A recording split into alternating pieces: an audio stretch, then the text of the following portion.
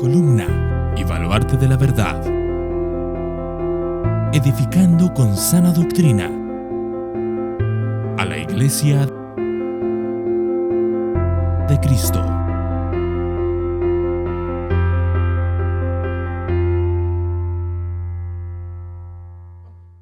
Y ahora sí, vamos a ir a la palabra del Señor y hoy vamos a seguir con nuestras clases. Estamos estudiando en nuestra serie de doctrinas fundamentales de la fe cristiana. La semana pasada, ¿qué vimos? La creación, muy bien.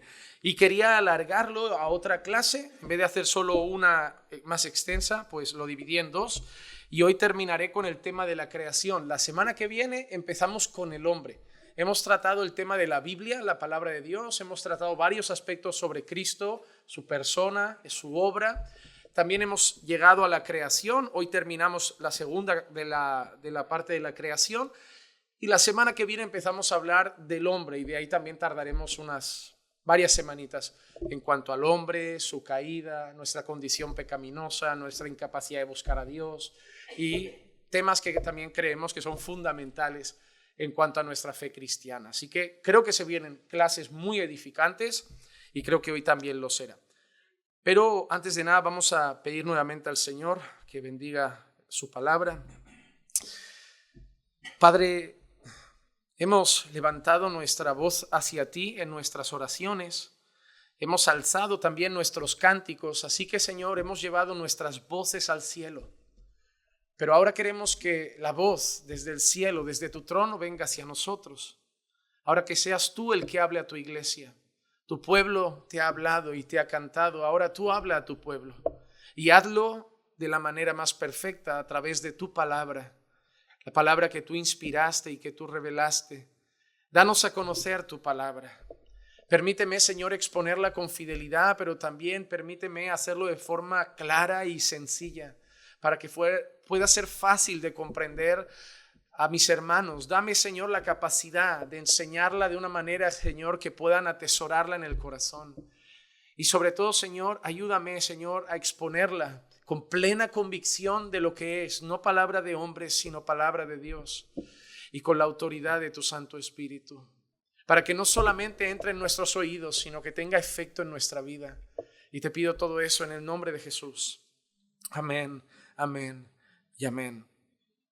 Esta segunda parte de la creación, estuvimos viendo la creación, el orden de la creación, estuvimos pasando la mayoría del rato el tiempo en Génesis, en los primeros dos capítulos, el capítulo 1, algunos versículos del 2, nos quedamos por ahí hablando del tema de la creación y hoy quiero matizar un puntito todavía de la creación y luego centrarme en el tema principal que estaré trabajando, que es la restauración final de la creación. Pero antes de llegar a ese punto me gustaría hablar de algo que dije que mencionaría y quiero empezar con eso, y es la participación de la Trinidad en la creación. En Génesis capítulo 1, versículos 26 y 27 leemos así: Y dijo Dios, hagamos al hombre a nuestra imagen, conforme a nuestra semejanza, y ejerza dominio sobre los peces del mar, sobre las aves del cielo, sobre los ganados, sobre toda la tierra y sobre todo reptil que se arrastra sobre la tierra. Creó pues Dios al hombre a imagen suya, a imagen de Dios lo creó, varón y hembra los creó. Cuando nosotros vemos el texto de la creación en Génesis desde el principio, nosotros leemos la frase: en el principio creó Dios los cielos y la tierra. Lo primero que nos está mostrando Génesis es que Dios es uno. Es algo que para un judío es uno de los fundamentos principales de todas sus oraciones. Es el Shema más conocido. Es la expresión: oye Israel, el Señor tu Dios, el Señor uno es. Y ahí lo vemos desde el principio. Creó Dios los cielos y la tierra. Ahí nosotros vemos que no hay ningún tipo de choque entre judíos y cristianos. Dios creó los cielos y la tierra. Ellos creen que el Señor tu Dios, el Señor uno es. Nosotros también creemos que hay un solo Dios, el único Dios verdadero, creador del cielo y de la tierra. Pero entramos en una especie de conflicto con muchas religiones, incluso con algunas, yo las llamo religiones porque no las considero ya denominaciones dentro de la fe evangélica. Y es cuando tocamos el tema de la Trinidad. Pero cuando llegamos a este punto en Génesis 1:26, nosotros leemos la expresión, dijo Dios, hagamos al hombre a nuestra imagen, conforme a nuestra semejanza. Ese hagamos claramente no dice voy a hacer al hombre. No está expresado de manera singular, sino es un término expresado de manera plural. El mismo Dios que al principio nos señala y creó Dios, el único Dios verdadero, los cielos y la tierra, justo después se presenta en un sentido plural en el que dice hagamos al hombre. Y además es una expresión que va hacia afuera. ¿Qué quiero decir con esto? Yo cuando digo hagamos, doy por hecho que hay personas que están a mi lado, que están conmigo. Y estoy expresando una acción que vamos a tener entre más de una persona. No es que yo voy a hacer algo manifestándome de maneras diferentes. Es que lo vamos a hacer. Eso muestra una pluralidad de personas en la propia palabra.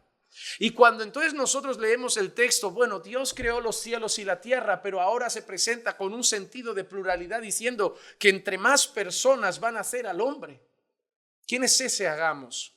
Claro, muchas personas podrían decir automáticamente, bueno, con los ángeles podría ser. Pero nosotros sabemos que los ángeles no participan en la creación y mucho menos en la creación del hombre. Vemos una participación exclusiva de Dios en la creación del hombre. Entonces, ese hagamos está apuntando al mismo Dios que se ha presentado como creó Dios los cielos y la tierra. Al mismo Dios que se presenta como, oye Israel, el Señor tu Dios, el Señor uno es. El mismo Dios que se presenta como uno, ahora se presenta en un sentido plural. Y sí, realmente en el Antiguo Testamento no vemos muchas referencias de esa pluralidad. No vemos muchas referencias de esas tres personas de la Trinidad. Pero cuando nosotros vemos la Biblia completa y tenemos que entender que Dios se ha ido revelando progresivamente, hay una cosa que nunca deben perder de vista. La Biblia no es un libro de historias fraccionadas. La Biblia no es un conjunto de cuentos contados, historias que no tienen sentido, que puedes ir a una o a otra y cada cual es un cuento. Ah, no, vete allí que está la historia de David y Goliat, y luego vete por ahí que tienes la historia de Abraham, y luego vete por ahí que tienes la historia de José en Egipto, y luego vete por ahí que tienes la historia del rey David, y por ahí tienes la historia de Jacob, y por ahí tienes la historia del arca de Noé, y por ahí... No, es una historia que va en una misma dirección. Todo empieza desde el principio y se va desarrollando. Una promesa que Dios hace al principio la va cumpliendo progresivamente. Y toda la Biblia es la revelación progresiva de Dios desde el principio, desde lo que anunció a lo que hizo y cómo lo iba a hacer. No leas la Biblia de manera fraccionada, porque si no te vas a encontrar con religiones que te van a leer un versículo del Antiguo Testamento y te van a decir, eso es así. Va a decir, bueno, eso es lo que Dios dijo ahí, pero ¿qué ha seguido Dios diciendo de ese tema? Por ejemplo, los sacrificios, es tan simple como eso. Yo puedo ir al Antiguo Testamento, leer el Antiguo Testamento y decirte, mira, Dios pide que los sacrificios se hagan de esa manera, que se sacrifiquen estos animales, que se haga así. Pero hoy no sacrificamos animales, ¿sí o no? ¿Por qué? ¿La Biblia manda sacrificar animales? Sí. ¿La Biblia lo manda? Sí. ¿Pero por qué no lo hace? Sí, la Biblia lo manda. Porque Dios ha seguido hablando. En un periodo histórico se sacrificaban animales por causa del pecado, pero Dios se siguió revelando y eso sabemos por el libro de Hebreos y tantos otros pasajes que apuntaba al sacrificio definitivo de Cristo. Ya no hay templo, ni siquiera necesidad. Muchos están esperando el tercer templo, a lo mejor para retomar los sacrificios, pero nosotros no estamos esperando la reconstrucción de otro templo. Porque nosotros sabemos que no es necesario más sacrificios, porque hubo un definitivo sacrificio que pagó por nuestros pecados pasados, presentes y futuros una vez y para siempre, el sacrificio de Cristo. Hermanos, ¿la Biblia manda a apedrear gente? Sí, no tengan miedo de decirlo. Tranquilos, que ya saldrán los ateos luego a decir, vuestro Dios mandaba matar gente. Sí. No tengan miedo. ¿La Biblia mandaba apedrear gente por algunos pecados? Sí. ¿Apedreamos hoy gente por los mismos pecados? ¿Por qué? ¿Estamos en desobediencia? Cada vez que vemos un pecado de esos y no le tiramos un pedrusco a la cabeza, ¿pecamos contra Dios? Claro que no, porque Dios siguió hablando.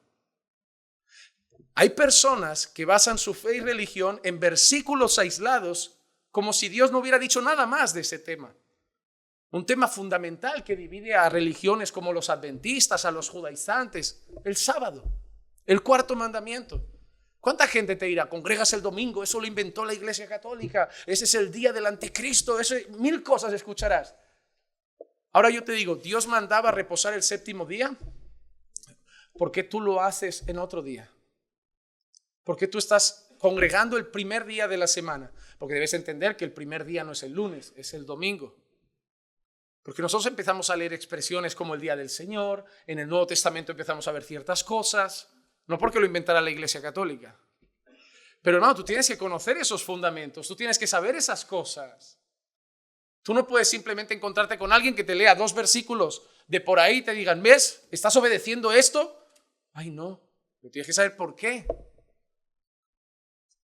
En el Antiguo Testamento mandaba que una mujer cuando estaba en periodo menstrual tenía que hacer rituales de purificación y todo lo que tocaba era impuro. Sí. ¿Tu mujer hace esos rituales una vez al mes ahora? Tienes que saber por qué. No podemos simplemente arrancar las páginas del Antiguo Testamento y decir, es que yo ahora vivo el Nuevo. Vale, puede ser tu argumento, pero dime por qué. ¿Por qué tú vives ese? ¿Por qué el otro no te cuenta? ¿O por qué te cuenta de otra manera? Debemos saber esas cosas. En cuanto a la Trinidad, tenemos que entender que a lo largo de la revelación progresiva de Dios es mucho más evidente en el Nuevo Testamento que en el Antiguo Testamento. Pero que es evidente en la Escritura es. Que la Biblia muestra que el Espíritu Santo es Dios es claro. Y que la Biblia muestra que Jesús es Dios es claro. Así que cuando nosotros entendemos hagamos a la luz, no de ese versículo, sino de la Biblia, nosotros concluimos una cosa, que cuando Dios dice hagamos al hombre a nuestra imagen y semejanza, es Dios el Padre, Dios el Hijo y Dios el Espíritu Santo. El Espíritu Santo participa en la creación. Por ejemplo, en Génesis capítulo 1, versículos 1 y 2 leemos, en el principio creó Dios los cielos y la tierra estaba sin orden y vacía, y las tinieblas cubrían la superficie del abismo, y el Espíritu de Dios se movía sobre las superficies de las aguas. Dios crea los cielos y la tierra está sin orden y vacía, las tinieblas cubren la superficie del abismo, ¿y qué se mueve sobre la superficie de las aguas? El Espíritu de Dios. Y hermanos, no es como muchos dicen, el aliento de Dios.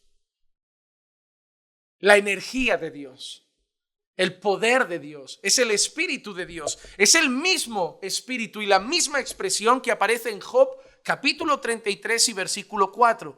El Espíritu de Dios me ha hecho. El Espíritu de Dios me ha hecho. Job está hablando de su formación humana y se la otorga ¿a quién? Al Espíritu de Dios, no a la fuerza de Dios, no al poder de Dios, al Espíritu de Dios. Misma expresión que aparece a lo largo de la Biblia para referirse al Espíritu Santo. Ustedes saben que en la Biblia el Espíritu Santo aparece mencionado de diferentes maneras. Espíritu de Dios, Espíritu Santo, Espíritu de verdad. Hay varias formas. Entonces nosotros vemos que en Génesis ya aparece el Espíritu de Dios, el Espíritu Santo que se movía sobre la superficie de las aguas, y Job usa esa expresión, el Espíritu Santo, el Espíritu de Dios me ha hecho. Y mira qué expresión diferente, y el aliento del Todopoderoso me da vida. Son dos términos distintos. El Espíritu de Dios me ha hecho y el aliento de Dios me ha dado vida. Son términos distintos, así que hay una participación en ese hagamos del Espíritu Santo de Dios. Pero también hay una participación del Hijo en la creación. En Génesis dice que Jesús participa de la creación, no. Pero nosotros hemos dicho que Dios se ha revelado progresivamente. Pero en Juan capítulo 1, versículo 1 y 2 dice, en el principio existía el Verbo, y el Verbo estaba con Dios, y el Verbo era Dios. Él estaba en el principio con Dios. ¿Y ves que hay una separación de personas? No dice Dios en el principio se manifestó como Padre y ahora se manifiesta como Hijo. No, hay una separación de personas. No estaba como Dios o estaba con Dios, el Hijo y el Padre. En el principio creó Dios los cielos y la tierra. Y luego Dios dice, hagamos al hombre. ¿Y quién estaba en el principio? Jesús, porque ese verbo es el que luego Juan dice, y ese verbo se hizo carne y habitó entre nosotros y vimos su gloria. Es Cristo Jesús el que estaba en el principio. En ese hagamos está el Espíritu Santo, en ese hagamos está el Padre y en ese hagamos está el Hijo también. La creación entera participa de la formación del hombre, participa de la creación, la Trinidad al completo. Hebreos capítulo 1, versículo 1 y 2, hablando de Jesús, dice: Dios, habiendo hablado hace mucho tiempo, en muchas ocasiones y de muchas maneras a los padres por los profetas, en estos últimos días nos ha hablado por su Hijo. Escucha ahora: a quien constituyó heredero de todas las cosas, por medio de quien hizo el universo.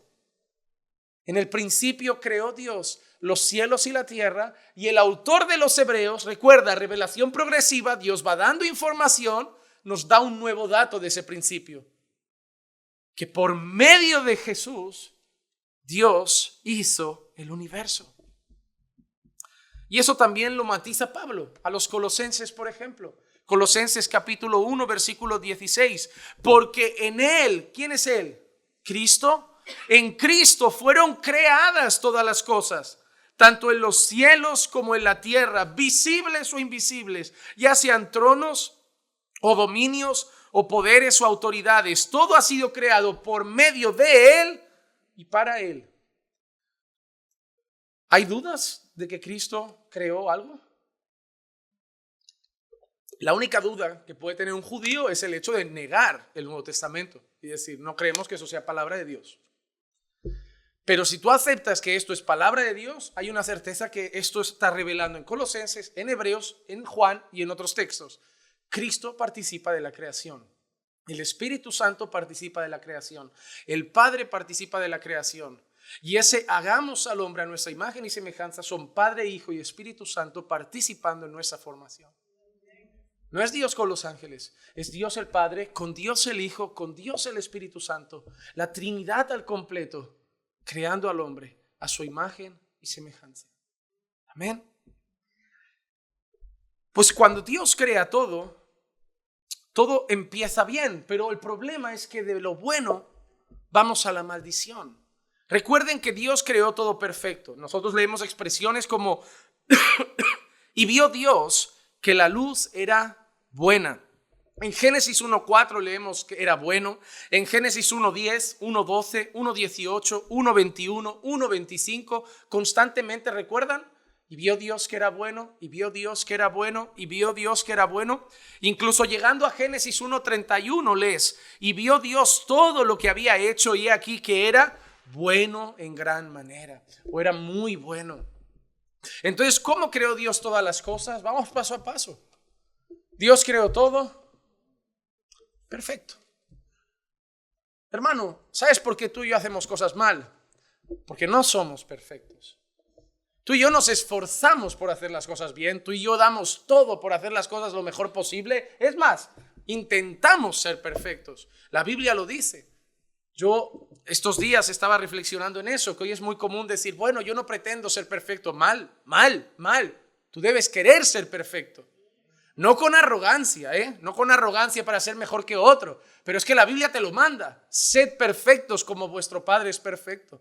Tú te tienes que despertar cada mañana queriendo vivir perfectamente delante de Dios. Ese debe ser tu deseo, haber sido tu boca perfecta, tus ojos perfectos, tus oídos perfectos, tus pensamientos perfectos, tu corazón perfecto, tus pasos perfectos. Es la lucha del creyente, vivir para la gloria de Dios. ¿Qué es? Vivir conforme a su voluntad y exaltarlo en todo lo que pienso, digo, hago, todo. Ese debe ser nuestro deseo. Por eso terminamos todos los días pidiendo perdón por algo. Porque hemos fallado a nuestro deseo. No vivimos relajados con nuestros pecados. Vivimos examinándonos constantemente y cada día luchar para intentar ser perfectos delante de Dios. Porque ser perfectos delante de Dios es ser como Cristo. No estamos a la altura, lo sé. No vamos a llegar en esta tierra, lo sé, pero la actitud no debe ser pasiva. Ante la realidad de que en esta tierra no seremos perfectos, no debemos cruzarnos de brazos y decir, bueno, total, aquí vamos a pecar siempre. No, ¿esa es una realidad? Sí. ¿Es la actitud? No. A pesar de que la realidad es que en esta tierra no llegaremos a ser perfectos y solo lo conseguiremos en gloria, la actitud de nuestro corazón debe ser luchar por intentarlo. Buscar esa santificación, porque eso es querer vivir para agradar al Señor en todo, en todo. Nosotros nos esforzamos, pero cada día pedimos perdón, cada día fallamos. Nosotros esforzamos por tratar de una manera perfecta a nuestras esposas, por ser el marido perfecto, el padre perfecto, pero vamos de error en error, porque nosotros no somos perfectos, porque nosotros tenemos una naturaleza caída, nosotros tenemos una naturaleza corrupta. Hemos sido marcados tremendamente por el pecado y tenemos luchas internas con las que batallamos a diario, pero Dios no. Dios es perfecto y de alguien perfecto solo puede salir algo: perfección. Perfección. Hermano, al ser humano ni le falta ni le sobra una oreja, ni le falta ni le sobra un ojo, ni le falta ni le sobra un dedo. Ni le falta ni le sobra pelo, ni le falta ni le sobran brazos. El ser humano fue hecho perfecto porque todo lo que Dios hace es bueno en gran manera. Dios hizo la naturaleza perfecta, los animales perfectos, las flores perfectas. Y es más, hasta el día de hoy, en este mundo destrozado por el pecado, cuando vas a esos paisajes donde todavía el hombre no pisó mucho, todavía se percibe la perfección de la creación. Cuando más cerca está el hombre, se percibe menos. Pero el problema no fue que la creación no es perfecta. El problema somos nosotros en la creación. La solución para muchos siempre ha sido, cuando se piensa en cómo arreglar el mundo, cómo acabar con esto, la contaminación, vivir mejor, es siempre acabar con el hombre. No con los animales, no con la fauna silvestre, ni con las bestias marinas, cuando la gente siempre ha pensado, ¿cómo podríamos arreglar el mundo? Solo hay una forma: sacándonos a nosotros de él, y sería perfecto en gran manera. Nosotros destrozamos el mundo, nosotros destrozamos, y de muchas maneras, no solo con violencia y guerras, con cosas tan sencillas como que pasamos y tiramos un papelito de caramelo al suelo, tiramos el chicle por la ventana, la colilla del cigarro, la lata me la bebo y la dejo ahí, me voy, como pipas en un parque y las tiro al suelo. Así vivimos así. Dios lo hizo bueno en gran manera. Pero hay un problema con eso, que nosotros estábamos en la creación, pero nosotros en la creación fuimos hechos, ¿cómo? Fuimos hechos perfectos. Pero en Génesis 3 cambia absolutamente toda la creación. Cuando nosotros hablamos de la caída del hombre, las consecuencias no es solo sobre nosotros. Las consecuencias de la caída del hombre es sobre la creación también.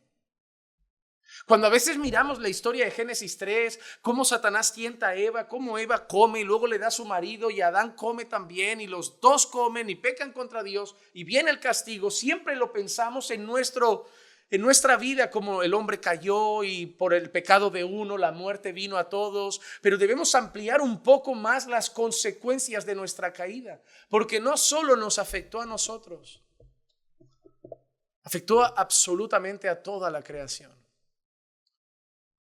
De golpe, en ese paraíso perfecto, en ese mundo perfecto, una persona, un ser imperfecto, pecaminoso y muerto espiritualmente, empezaba a andar por ahí. Y eso iba a afectar año tras año a toda la creación. Tanto que de los primeros hijos que ese ser caído tiene, ya llega el primer asesinato. Y además entre hermanos, mostrando lo que iba a ser el mundo por causa del pecado. Pero las consecuencias del pecado alcanzaron la creación. Mira Génesis 3, versículos 17 al 19. Entonces dijo a Adán: por cuanto has escuchado la voz de tu mujer y has comido del árbol del cual te ordené diciendo, no comerás de él, maldita será la tierra por ti.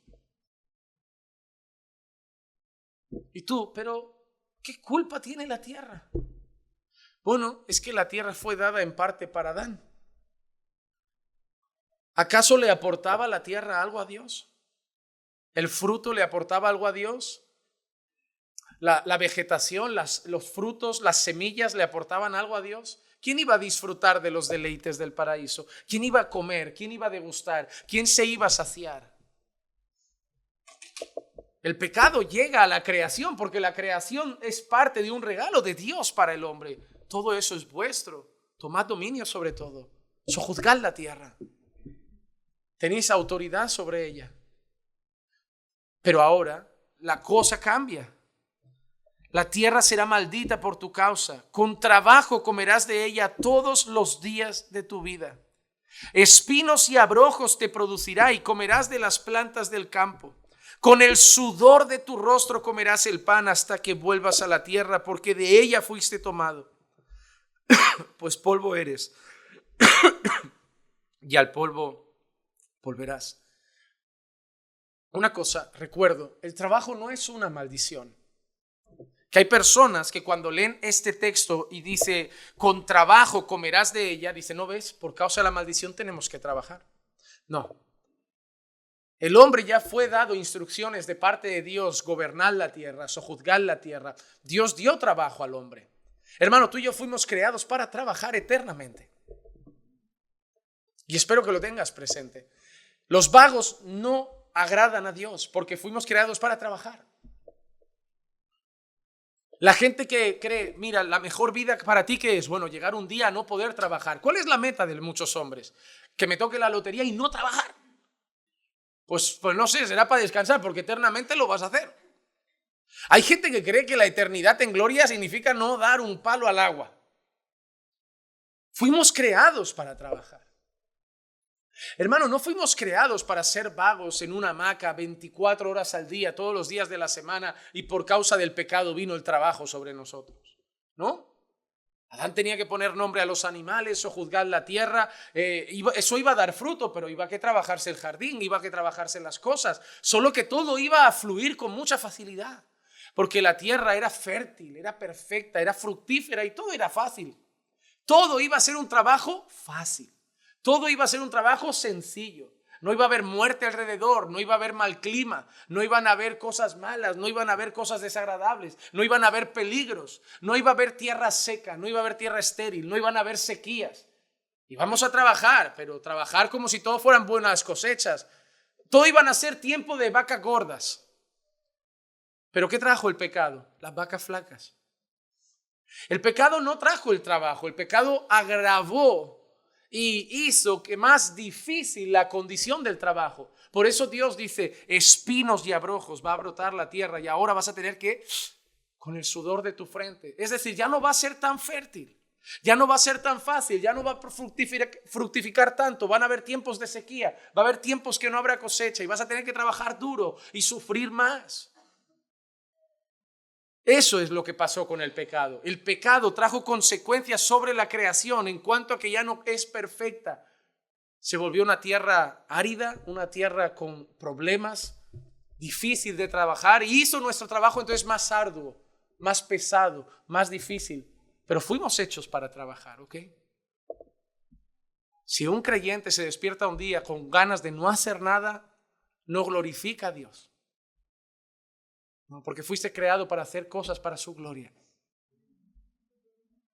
Y descansar no se puede. Sí, pero todo un día no hace falta. El hombre no necesita 24 horas para descansar. El hombre descansa 8 y perrea 16. Pierde el tiempo 16. Hace el vago 16. 8 las descansa. Las otras 16 está perdiendo el día en el sofá con una pata encima y bostezando y no se quita el pijama y simplemente ahí. Pero eso no es descansar. Porque mientras ves el móvil la cabeza no descansa, mientras ves la tele la cabeza no descansa. Eso no es descansar, es simplemente no querer hacer nada productivo. Tenemos que aprender a llamar las cosas por su nombre. La tierra fue maldita por causa de nuestro pecado. Todo lo que Dios había hecho bueno y bueno en gran manera empieza a ser árido, empieza a ser estéril, empieza a dar menos fruto, empieza a volverse complicado. La tierra cayó bajo maldición. Pero hay una cosa interesante. La tierra cae bajo maldición, pero la tierra, la creación, también tiene esperanza. También tiene esperanza. Romanos capítulo 8, versículo 19 al 22. Porque el anhelo profundo de la creación es aguardar ansiosamente la revelación de los hijos de Dios. Porque la creación fue sometida a vanidad, no de su propia voluntad, sino por causa de aquel que la sometió, en la esperanza de que la creación misma será también liberada de la esclavitud de la corrupción a la libertad de la gloria de los hijos de Dios. Pues sabemos que la creación entera aún gime y sufre dolores de parto hasta ahora. Mira cómo tenemos la tierra. Mira cómo tenemos la tierra. Gime y sufre dolores de parto hasta ahora. Porque mira la expresión, la creación fue sometida a vanidad. ¿A qué momento apunta esa expresión? Fue sometida a vanidad. A Génesis, a lo que hemos leído. La tierra ha sido maldita. Dice, no de su propia voluntad que había hecho la tierra. Pecó la tierra. Pecaron los árboles contra Dios. No fue sometida a vanidad de su propia voluntad, sino por causa de nuestro pecado. Dios sometió la tierra a vanidad. Pero ¿cuál es la esperanza de la tierra? Que la creación misma, dice el versículo 21, que la creación misma también será liberada de la esclavitud, de la corrupción, a la libertad de la gloria de los hijos de Dios. Por eso el texto dice, la creación aguarda ansiosamente la manifestación, la revelación de los hijos de Dios. ¿Qué está diciendo Pablo? Pablo está diciendo que la creación está esperando el día de la segunda venida de Cristo. La creación está esperando el regreso de Jesús. Eso es muy fuerte, porque hasta a veces nosotros no lo esperamos. A veces nosotros vivimos descuidando eso.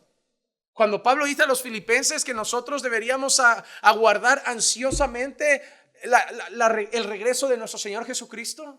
El corazón de un creyente debe vivir aguardando eso. El corazón de un creyente debe decir, Señor, está bien por aquí, me lo paso bien con mis hermanos, disfruto de los estudios, pero ven si puedes hoy, porque contigo está mejor. Eso no es querer morirse. Que hay gente que cree que cuando quieres que Jesús vuelva hoy significa que andas deprimido por la vida. No, es más, puede ser que tenga más gozo que tú. Pero si me das a elegir entre lo bueno y lo mejor, yo me quedo con lo mejor.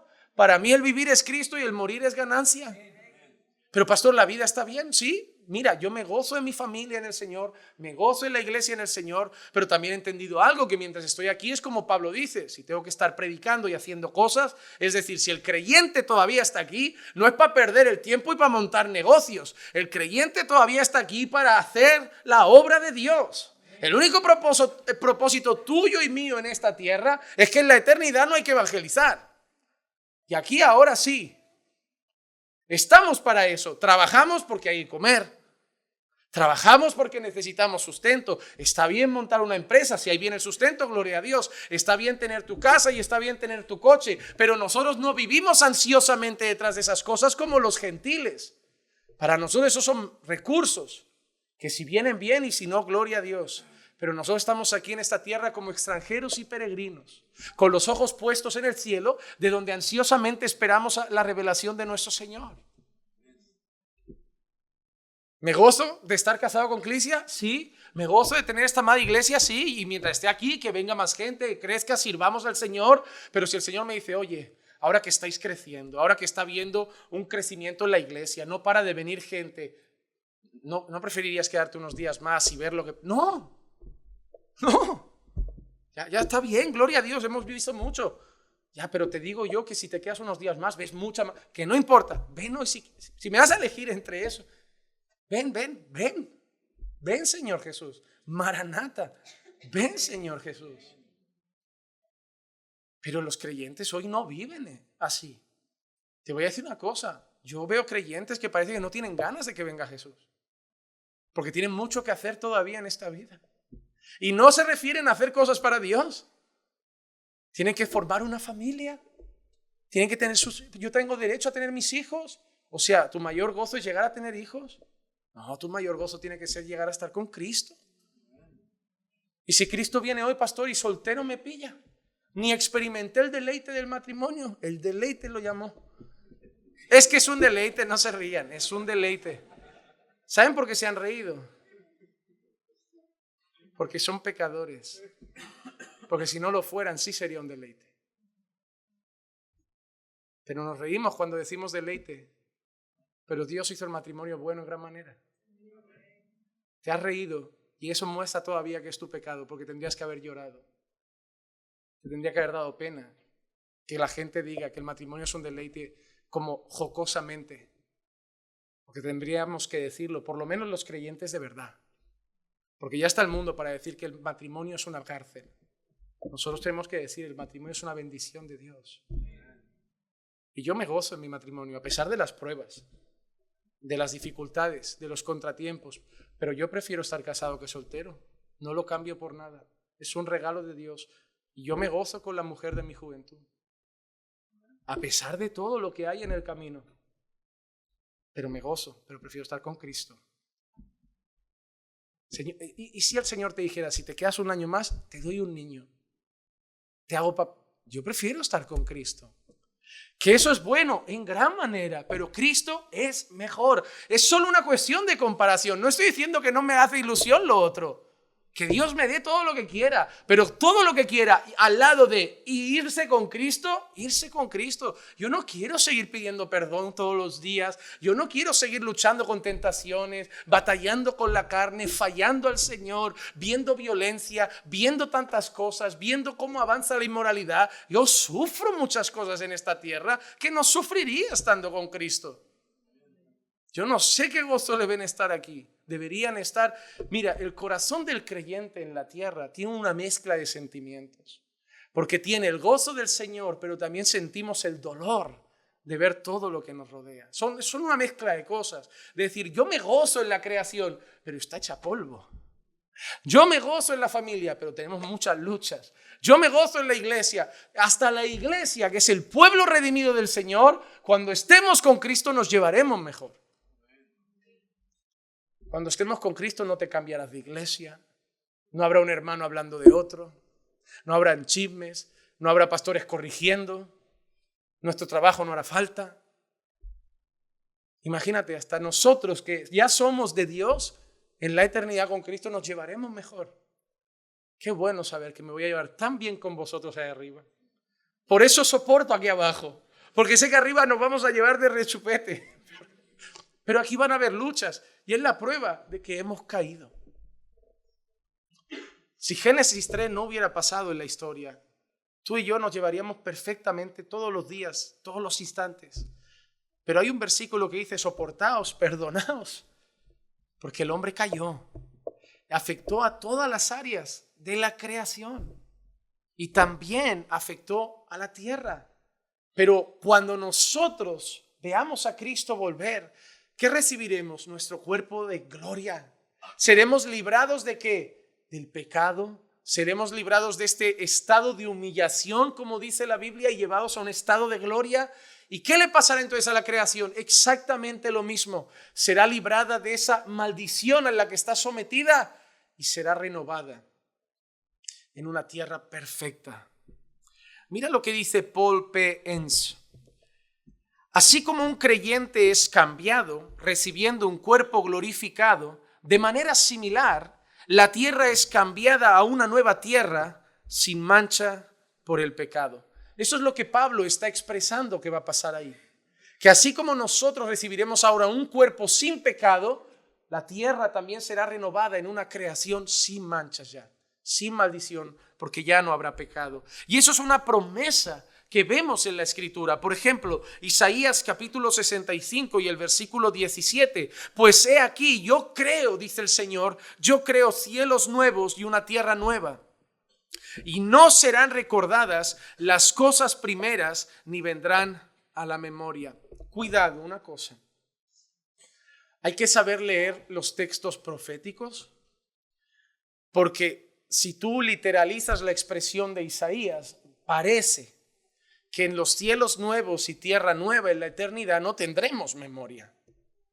Porque da a entender que Él va a hacer todo nuevo, cielos nuevos y tierra nueva, y las cosas viejas, primeras, no serán recordadas. Pero hermano, la Biblia es clara, y un día lo argumentamos con más peso, en el hecho de que tú y yo tendremos memoria en la eternidad. No nos van a hacer un reset el día de la glorificación y pasaremos a no tener memoria de nada lo que pasó. Porque te digo una cosa, si yo llego al cielo y me han borrado la memoria, ¿por qué voy a adorar a Jesús? Si no sé ni por qué estoy ahí. Perdonen, ¿quiénes son ustedes? ¿Qué hacemos aquí? ¿Qué es este sitio? ¿Qué es esa luz que brilla? Pero si yo voy a llegar y voy a decir, digno es el Cordero, y le voy a dar la gloria, es que tengo en mente que estoy ahí por la pura gracia y misericordia del Señor. Entonces, la Biblia es clara. Cuando Isaías se refiere a eso, se refiere a que no habrá recuerdos en la nueva tierra de lo que fue la vieja. Que en la nueva tierra no habrá nada que nos recuerde ahí lo que fue la vieja, que todo será renovado. No que nosotros no recordaremos el pasado, sino que lo que veremos no tendrá ni una pizquita de lo del pasado. No habrá ni un recuerdo de lo malo, no habría ni un recuerdo de esa tierra maldita, en el sentido de la plena y completa renovación de la tierra, cielos nuevos y tierra nueva. Y me gusta porque esto no es algo solo para los creyentes del Nuevo Testamento, esto es algo que aguardaban todos los creyentes de la historia. Y quiero coger solo uno de ejemplo, y es el caso de Abraham y la nueva creación. Mira el pacto que hace Dios con Abraham. En Génesis capítulo 17, versículos 6 al 8, leemos así: Te haré fecundo en gran manera, y de ti haré naciones, y de ti saldrán reyes. Y estableceré mi pacto contigo y con tu descendencia después de ti por todas tus generaciones, por pacto eterno, de ser Dios tuyo y de toda tu descendencia después de ti. Y te daré a ti y a tu descendencia después de ti la tierra de tus peregrinaciones, toda la tierra de Canaán como posesión perpetua, y yo seré su Dios, y yo seré su Dios. Dios hace un pacto con Abraham, un pacto que hasta hoy tú y yo vivimos. Tú y yo somos parte de eso. Tú y yo somos parte de esa generación. Tú y yo somos parte de esa descendencia. Nosotros somos descendientes de Abraham en Cristo. En Cristo. Y Dios promete a Abraham hacerle un padre de multitudes, darle naciones, y todo eso lo vemos. Mira todo el pueblo que hay ahora en Abraham, de todas las naciones, de toda lengua, de toda tribu, de toda nación. Abraham tiene descendencia, espiritualmente hablando, en todas las naciones. Todos aquellos que han puesto su fe en Cristo pertenecen a ese pueblo, pertenecen a esa promesa. Pero en todas esas promesas, Dios le dice a Abraham: te daré a ti y a tu descendencia después de ti la tierra de tus peregrinaciones, toda la tierra de Canaán como posesión perpetua, y yo seré su Dios. Así que Dios le garantiza a Abraham que le va a dar Canaán, pero especifica: a ti y a tu descendencia. Había una promesa de Dios para Abraham de que le iba a dar Canaán a él y a su descendencia. No es en plan: Abraham, tú te morirás antes, pero que sepas que a tu descendencia le daré Canaán. No, te daré Canaán a ti y a tu descendencia. Pero nos hacemos una pregunta: ¿llegó Abraham a poseer esa tierra? En Hechos capítulo 7 y el versículo 5 dice: no le dio en ella heredad, ni siquiera la medida de la planta de pie. Esa es una forma de decir que Abraham no puso ni siquiera la planta del pie allí. No le dio en ella heredad, ni siquiera la medida de la planta del pie. Y sin embargo, aunque no tenía hijo, prometió que se le daría en posesión a él y a su descendencia después de él. Abraham no tenía hijos. Y Dios le prometió a él y a su descendencia la tierra. Pero el texto es claro al decir: pero Abraham no tuvo descendencia, no tuvo herencia allí. No tuvo allí su heredad, ni siquiera la planta de su pie. Entonces, ¿qué pasa con Abraham? Dios ha fallado en su pacto. Dios ha fallado en su promesa. Abraham llega al final de sus días reclamando a Dios: al final, ¿qué? ¿Y Canaán qué? ¿Y mi tierra? ¿Y la tierra prometida? ¿Y la tierra que me prometiste a mí y a mi descendencia? ¿Dónde está esa tierra? Abraham no reclama. Abraham no se queja. No llega a poner un pie en la tierra de Canaán y Abraham no reclama. ¿Por qué? ¿Cuál era la verdadera esperanza de Abraham? ¿Cuál era la verdadera esperanza de Abraham? ¿Cuál era la verdadera Canaán que esperaba Abraham? Cuando hicimos Hebreos, si lo recuerdan, hay un texto precioso. En Hebreos capítulo 11, que muchos hablan del capítulo de los héroes de la fe.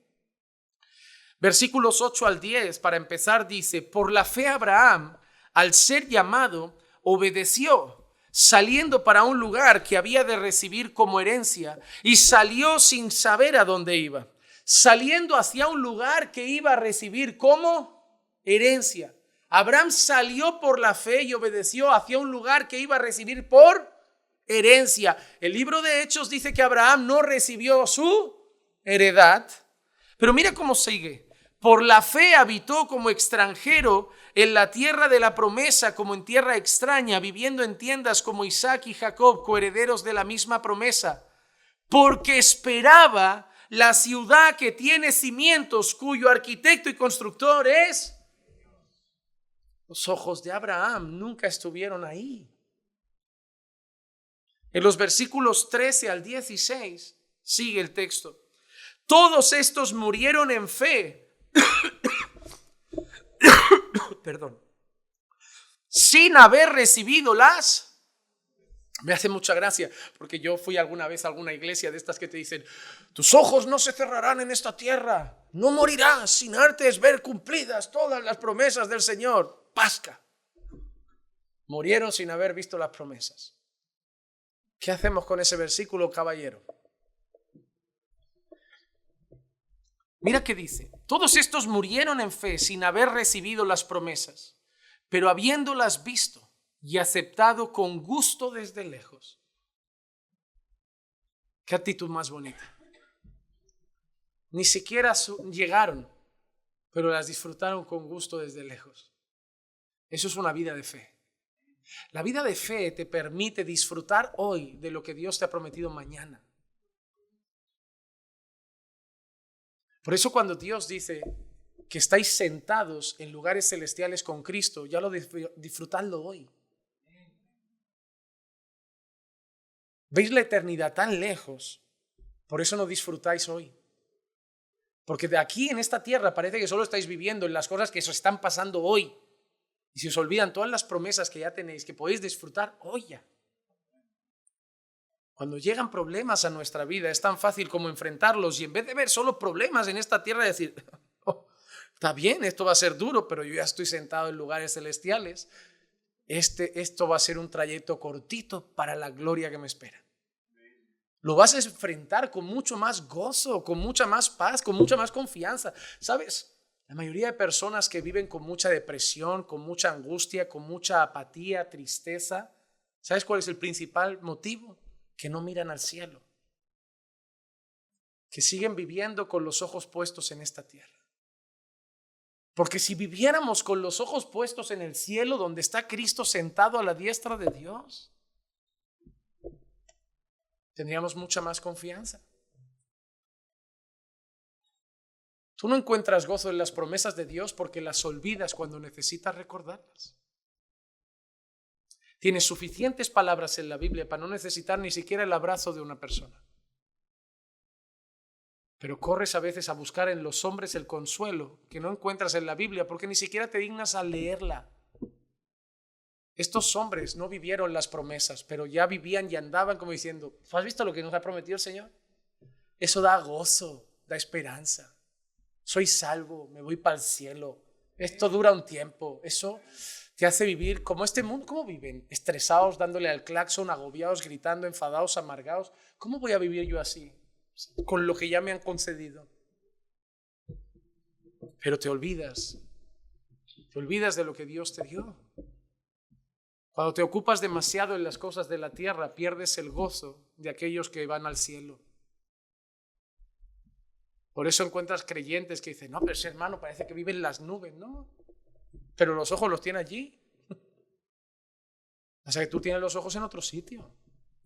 Porque los dos tenéis las mismas promesas, solo que él ha decidido creerlas hoy y tú parece que solo vives como: bueno, esto nos lo darán un día. Abraham, con gusto, vivía esa promesa desde lejos. Y así deberíamos nosotros pensar en nuestra gloria eterna, disfrutándola hoy. Porque no es algo que te han dado. Tú ya estás en la eternidad. Tú ya no te mueres. No sé si lo has entendido. Que a ti no te va a empezar la eternidad un día, que tú ya eres eterno. Que aquel que está en Cristo no morirá. Disfruta ya las promesas de la eternidad, que degustaremos plenamente mañana, sí, pero ya estamos caminando hacia ellas. Mira qué dice. Confesando que eran extranjeros y peregrinos sobre la tierra, porque los que dicen tales cosas claramente dan a entender que buscan una patria propia. Y si en verdad hubiera estado pensando en aquella patria de donde salieron, habrían tenido oportunidad de volver. Pero en realidad anhelan una patria mejor, es decir, celestial. Abraham, Dios le dijo, te daré una tierra perfecta para ti y tu descendencia. Y Hechos dice que Abraham no puso un pie en esa tierra. Pero Abraham tenía los ojos en otra tierra, en una tierra celestial. Por lo cual Dios no se avergüenza de ser llamado el Dios de ellos, pues les ha preparado una ciudad. Y a esa ciudad es a la que vamos. Cielos nuevos y tierra nueva. La gloria eterna donde estará Abraham, donde estará Isaac, donde estará Jacob, donde estaremos nosotros, donde estará Pablo. Una ciudad celestial para todos. Y yo te hago una pregunta, amado hermano. ¿Aguardas eso? ¿O te gusta demasiado tu país? No tiene nada de malo que te guste tu país. Yo lo reconozco, no soy el más patriota del mundo. Yo no me vais a ver pegando carteles ni banderas, ni sacando banderas a la calle, ni gritando por el mundial. No porque no me guste, es que no, esa vena patriota me pone hasta nervioso. Quiero obedecer las autoridades, me gozo del lugar donde he vivido, pero las fronteras y banderas las pusimos nosotros, entonces no soy muy pro bandera yo. Yo soy un extranjero, nacido en España, pero con una patria celestial. Entonces, mi cariño por España es de paso.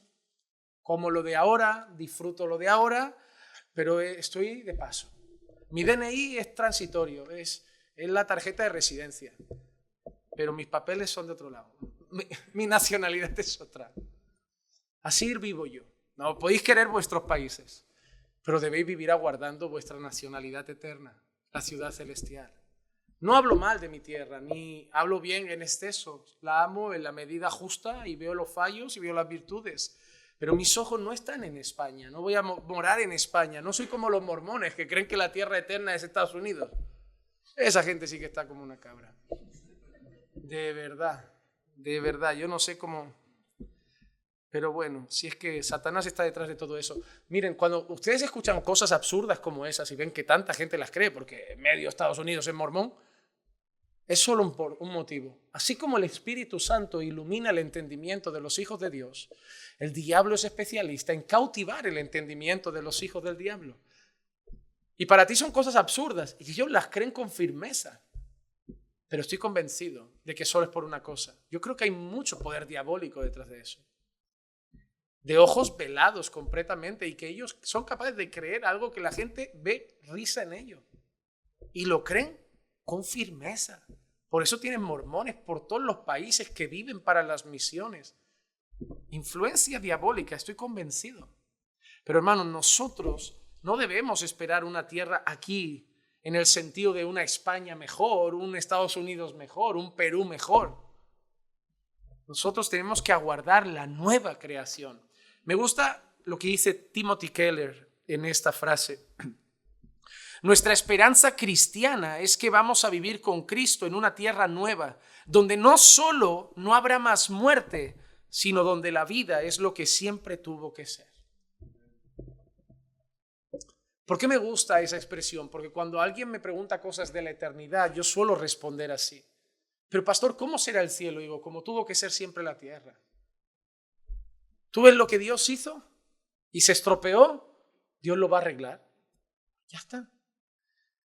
La historia de la Biblia es esa. Dios crea algo perfecto, el hombre peca, se viene todo abajo y Dios muestra su gloria y poder volviendo a dejar todo perfecto. Esa es la historia. Volver al principio, con una diferencia, que ya no habrá posibilidad de pecar otra vez. Que eso es lo que otra vez me preguntó una persona. ¿Y si vuelve a venir la serpiente y se vuelve a liar todo otra vez? Y digo, no, porque Dios ya ha prometido que será destruido para siempre. Ya está. Pero lo que vamos a vivir en cielos nuevos y tierra nueva es el paraíso otra vez. Cuando tú ves la creación y te asombras y dices, wow, cómo hizo Dios todo perfecto, lo vas a vivir. Lo vas a vivir. Ve esos documentales de YouTube de esas selvas y esos lagos donde no llega el hombre, esos colores, esos pajaritos de colores, esas flores que tú dices, no hombre, no, ni los pintores hacen eso. Pues eso todavía está manchado. Vamos a vivir una gloria mucho más perfecta. En 2 de Pedro capítulo 3 versículo 10 al 13 dice, pero el día del Señor vendrá como ladrón, en el cual los cielos pasarán con gran estruendo y los elementos serán destruidos con fuego intenso y la tierra y las obras que hay en ellas serán quemadas. Puesto que todas estas cosas han de ser destruidas de esta manera, ¿qué clase de personas no debéis de ser vosotros en santa conducta y en piedad, esperando y apresurando la venida del día de Dios, en el cual los cielos serán destruidos por fuego y los elementos se fundirán con intenso calor? Pero según su promesa, nosotros esperamos nuevos cielos y nueva tierra en los cuales mora la justicia. ¿Cuál es la actitud del creyente hoy? No dice nosotros esperaremos. Nosotros ya los esperamos. Hermanos, ¿por qué mucha gente vive esta vida tirándose a los placeres? Porque para ellos no hay un mañana. Lo tienen que dar todo hoy. Tienen que satisfacer la carne a mil. Experimentarlo todo. ¿Cuánta gente nos dice, tengo que hacerme una lista de 10 cosas que hay que hacer antes de morir? Tirarme en paracaídas, probar esa droga, hacer esto sexualmente. ¿Cuánta gente no tiene esas historias raras de tengo que experimentar una orgía, hacer aquello? Dice, ¿qué pasa? Es su mente. En cuanto el corazón aquí pare, ya acabó. Ellos solo viven pensando una cosa. El momento es ahora, hay que sentir, disfrutar, experimentar ahora, porque cuando se llega a la oscuridad, se cierran los ojos, no hay nada. Pero nosotros no. Nosotros no podemos vivir la vida de esa manera, como si todo se nos fuera a acabar hoy. Vivimos trabajando, tengo que comprar una casa porque llega mi jubilación y tengo que tener una casa y luego de la jubilación con 65 me la han atrasado 67 y me queda una miseria. ¿Y qué voy a hacer? Y digo, ¿qué pasa? Ni que se te acabaran los días aquí y hubieras llevado una vida terrible.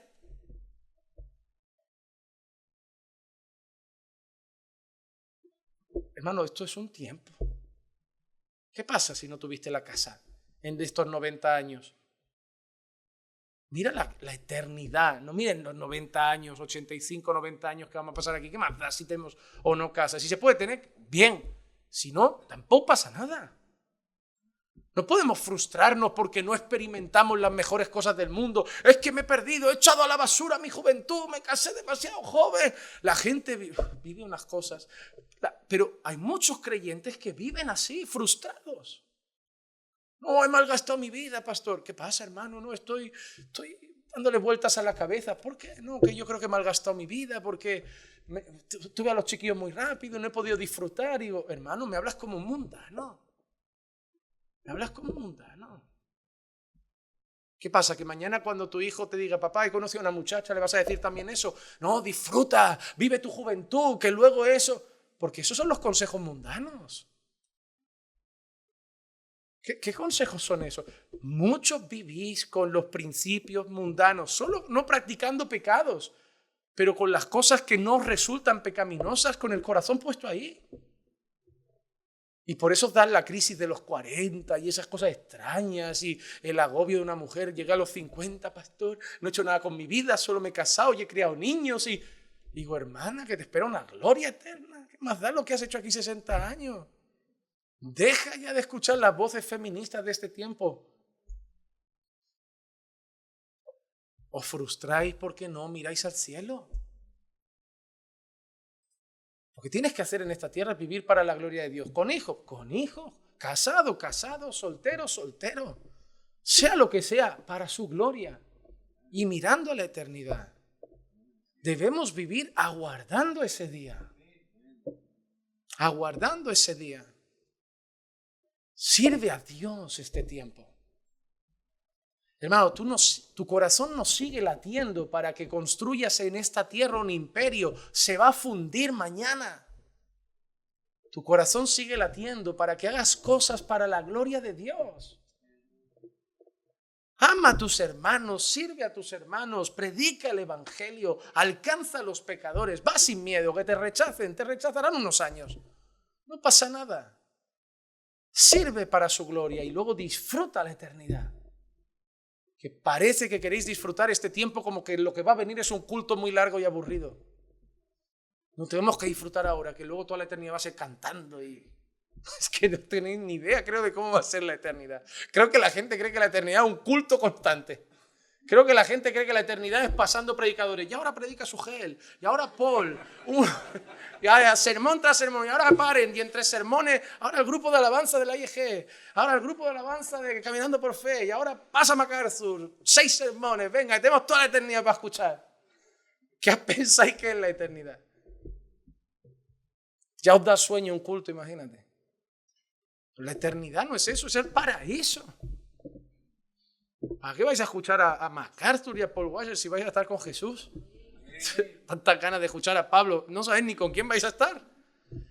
Cuando veáis a Pablo y veáis a alguien mucho más glorioso que Pablo, me parece decir, quita Pablo. Yo llevaba toda la vida en la tierra pensando en preguntarte cosas, pero quita, que está ahí él, el Cordero de Dios. O sea, Pablo va a parecer poco atractivo al lado de Cristo. El otro día yo meditaba en eso, porque yo vivo pensando, cuando llegue allí tengo que hablar con Abraham de algunas cosas, hacer una pregunta a Adán, quiero saber si Adán tenía ombligo, quiero un montón de cosas. Y luego pensé, pero si es que en cuanto vea a Cristo no voy a ver otra cosa, voy a parecer como un borrico. Al lado de su luz, Abraham no brilla. Cuando miras al cielo, todo en esta vida parece más llevadero. Y yo creo que hay una generación de creyentes que por los afanes de este tiempo están mirando poco al cielo. Están discutiendo por demasiadas cosas de aquí abajo y disfrutando muy poco de allá arriba. Pero no hemos llegado, pero ya estamos yendo y con gusto desde lejos lo estamos disfrutando, como Abraham, porque estaremos con Dios y sin pecado. Son 2 frases que van juntas y tremendas. Con Dios y sin pecado, por siempre. Apocalipsis 21 del 1 al 4 dice: y vi un cielo nuevo y una tierra nueva, porque el primer cielo y la primera tierra pasaron y el mar ya no existe. Y vi la ciudad santa, la nueva Jerusalén, que descendía del cielo de Dios, preparada como una novia ataviada para su esposo. Entonces oí una gran voz que decía desde el trono: he aquí el tabernáculo de Dios está entre los hombres, y Él habitará entre ellos. Y Él habitará entre ellos. Hay mucha gente que me pregunta de cuándo voy a predicar Apocalipsis. Y lo que me da miedo de Apocalipsis no son las cosas complicadas, es cómo me voy a emocionar con muchas frases. Yo puedo equivocarme a lo mejor en alguna interpretación, yo sé que la gente tiene más morbo por saber lo oculto, pero frases como esta me va a costar predicarlas con el corazón tranquilo. Y habitará entre ellos. Es que se hará el silencio en la sala. Porque solo de pensar eso, hermano, el corazón se estremece. He aquí el tabernáculo de Dios está entre los hombres y Él habitará entre ellos y ellos serán su pueblo y Dios mismo estará entre ellos. Él enjuagará toda lágrima de sus ojos y ya no habrá muerte, no habrá duelo, ni clamor, ni dolor, porque las primeras cosas han pasado. Con Dios entre nosotros, sin muerte, sin duelo, sin dolor, sin pecado, y tú todavía me dices, no, que Jesús tarde un poco. Tú no has nacido de nuevo. Lo siento mucho. Es posible que tú no hayas nacido de nuevo. Porque la marca del que ha nacido de nuevo es la principal. Amarás al Señor tu Dios sobre todas las cosas. Y eso es sobre el cine, sobre los hijos, sobre la mujer, sobre la playa, sobre las vacaciones, sobre la comida. Sobre la comida, hermano. Comeremos en el cielo, ¿Y te has preguntado si engordaremos en el cielo toda la eternidad comiendo? Un cuerpo eterno que puede comer eternamente con comida gloriosa. Ay, que Maranata, ven Señor Jesús. Por eso, hermano, el hermano debe deleitarse en el deseo de estar con Cristo por siempre y vivir la gloria eterna. Pero quizá hay alguien hoy en la sala que nos ha escuchado hablar de esto y nosotros nos hemos gozado recordando esas promesas, pero si tú no estás en Cristo, tú no vas allí. Cualquier jovencito que estaba en la sala, tu papá puede ir, pero tú no. Cualquier persona que hoy esté aquí, que esté sin Cristo, todas esas promesas, todo lo que has escuchado hoy, para ti no será. Porque allí solo se llega de una manera, a través de Cristo. Por eso, si alguien está hoy aquí sin Cristo, yo te llamo a arrepentirte de tus pecados para entonces tener esa promesa. Mira lo que dice Hechos, capítulo 3, versículo 19 al 21. Por tanto, arrepentíos y convertíos para que vuestros pecados sean borrados, a fin de que tiempos de refrigerio vengan de la presencia del Señor, y Él envíe a Jesús, el Cristo designado de antemano para vosotros, a quien el cielo debe recibir hasta el día de la restauración de todas las cosas, acerca de lo cual Dios habló por boca de sus santos profetas desde tiempos antiguos. Mira qué relación. Arrepentíos porque viene la restauración eterna. Si te arrepientes de tus pecados, si pones toda tu fe en Jesús, en su obra perfecta, en su muerte, en su gloriosa resurrección, ascensión, todas esas promesas eternas son para ti. Pero sin Cristo no. Sin Cristo, este mundo caído es lo más parecido al cielo que vas a tener. Este mundo caído que a ti te parece un infierno es lo más parecido al cielo que tú vas a poder tener sin Cristo, porque te esperará el infierno. Pero para nosotros los cristianos, este mundo caído es el mayor infierno que vamos a degustar. La respuesta para la eternidad no está en nosotros, está en si estamos en Cristo. Solo tú sabes dónde estás hoy. Si estás en Adán o si estás en Cristo. Y quiero terminar con una frase que me pareció bonita de Randy Alcorn, que dice: si eres un hijo de Dios, no solo te das una vuelta en la tierra, no tienes solo una vida terrenal, obtienes algo mucho mejor y sin fin. Vas a habitar la tierra nueva, vivirás con el Dios que adoras y los hermanos que amas como una persona eterna en una tierra eterna. Llévate esa frase en el corazón. Mira a tu pastor que a veces te irrita y sepas que vas a vivir conmigo para siempre. Pero yo seré un pastor glorificado. Ahora te caeré mucho mejor. Hermano, ama a tu iglesia. Porque puede ser que tu padre no esté contigo para siempre, pero tu iglesia sí. Yo sé que es muy triste lo que acabo de decir. Pero ama a tus hermanos, porque no hay garantías de que tu familia carnal, física, esté contigo en la eternidad. Pero nosotros sí. Y desde hoy ya debemos degustar lo que va a ser nuestra vida eterna juntos. No hay que esperar a disfrutar de ese momento glorioso, cuando como Abraham ya podemos disfrutarlo un poquito ahora. Vamos a orar.